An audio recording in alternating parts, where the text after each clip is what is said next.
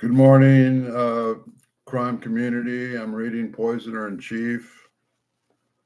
I'm on our next chapter called Health Alteration Committee.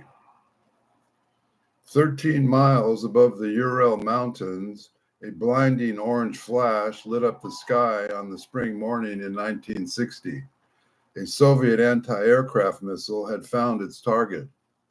The plane it was aimed at beginning tumbling wildly. Both wings blew off. Miraculously, the pilot, Gary Francis Powers, that's the U-2. We all know that Lee Harvey Oswald was involved in that, but he's not mentioned in this book. Why not? Managed to eject and open his parachute. Powers was one of the CIA's most secret missions. He was flying a spy plane, the U-2, that almost no one knew existed, I guess except the band. As he floated down, he later wrote, he imagined the tortures and unknown horrors that night await him in captivity. Fortunately, he had a way out. Around his neck, like a good luck charm, hung a silver dollar he had been given before takeoff. Hidden inside was a pin coated with poison. It was a gift from Sidney Gottlieb and friends.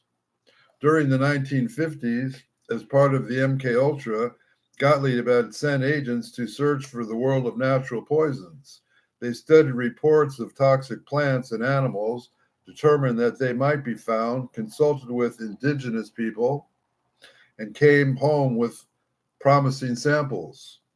Gottlieb, always fascinated by new chemicals, sent the samples to his partners who had been at Camp Dietrich, now remained Fort Dietrich, because it had been deemed a permanent installation. Several of them proved to be deadly. Gottlieb had risen to a new post, Chief of Research and Development for the Technical Services Staff. He had an unmatched knowledge of poisons. That made him the ideal candidate for a delicate mission. The CIA's Deputy Director for Plans, Richard Bissell, who ran the U-2 program, believed that since his planes would fly at improbably high altitudes, Soviet air defense systems would not be able to shoot them down or even track them by radar. Nonetheless, he planned for the possibility that something might go wrong. The existence of the U-2 squadron and the nature of its mission to photograph Soviet military installations were among the most highly classified American secrets. If a plane was somehow lost and its pilot fell into enemy hands, much trouble would follow. Bissell asked the technical services staff to develop its pilots with a way to commit suicide if they were captured. The chemist's first response was to recall for Bissell how the Nazi war criminal Hermann Goering had cheated the hangman at Nuremberg. Goering had slipped a glass ampoule filled with liquid potassium cyanide into his mouth, bit down on it, and died within 15 seconds. That story appealed to Bissell.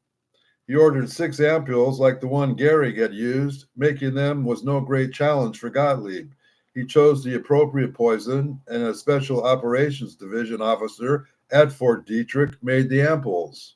One of them was handed to the pilot of the first U-2 mission as he prepared to take off from an American base at Weisbeet in Germany on January 20th, 1956.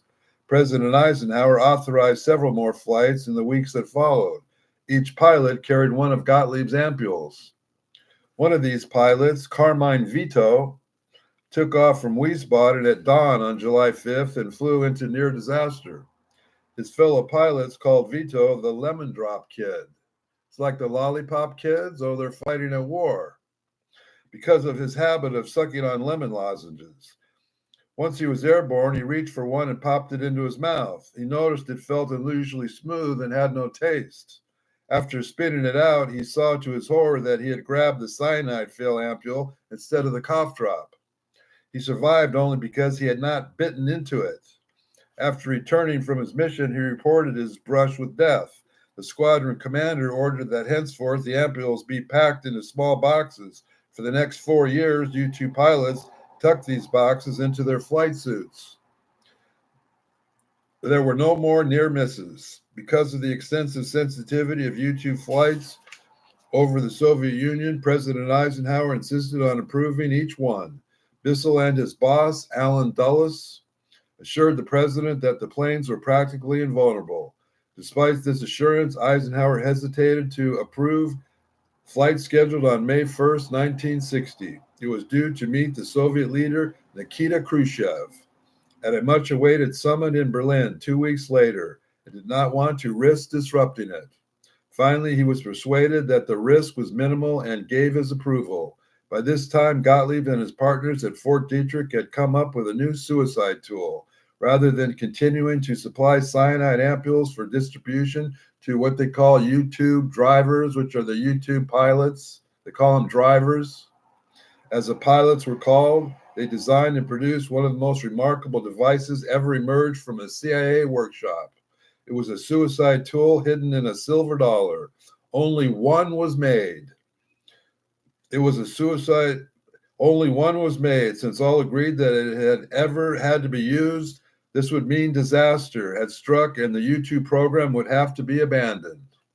The spring U-2 flights were taken off from a secret CIA airfield near Peshawar, Pakistan. Each driver, the pilots, were given a silver dollar taking off. Inside the dollar was what appeared to be an ordinary straight pin, Francis Gary Powers wrote later, but this too wasn't what it seemed. Looking at it more closely, you could see the body of the pin to be a sheath, not quite fitting tightly against the head.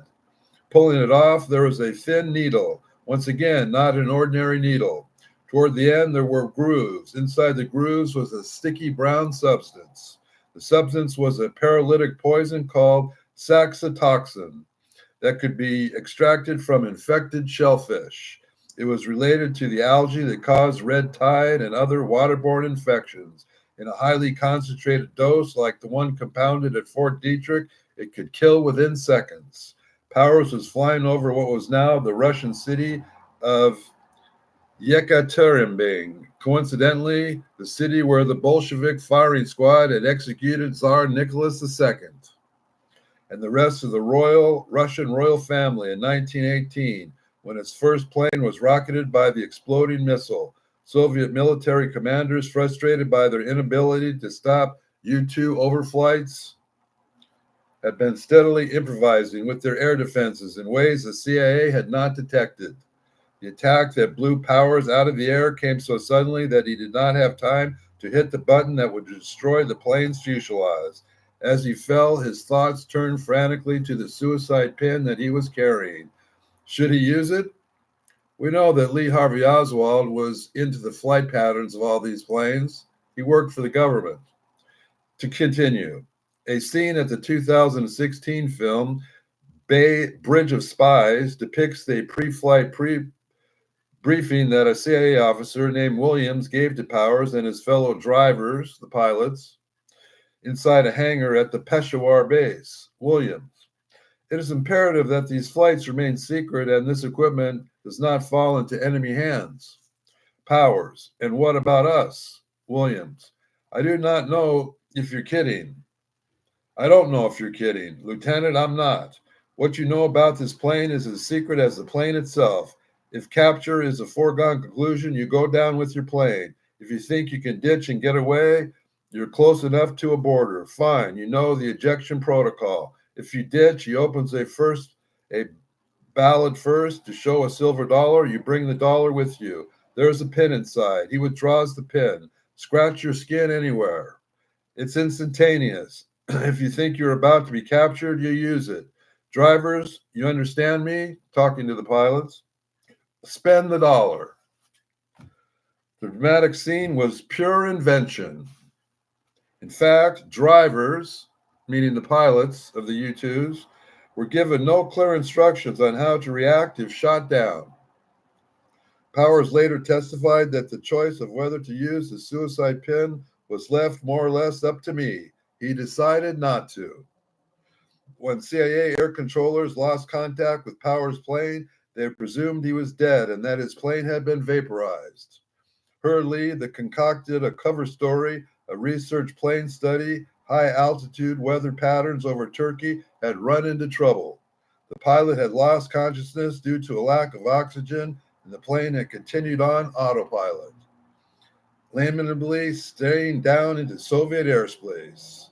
There was absolutely no deliberate attempt to violate Soviet airspace. And there never has been, a State Department spokesman told reporters. The CIA and President Eisenhower presumed the episode would end there. Khrushchev, however, had the last word. In a dramatic speech to the Supreme Soviet a week after the shootdown, he revealed that large sections of the U-2 had been recovered and that Powers was alive and in custody, and then held up an enlarged photo of the poison needle.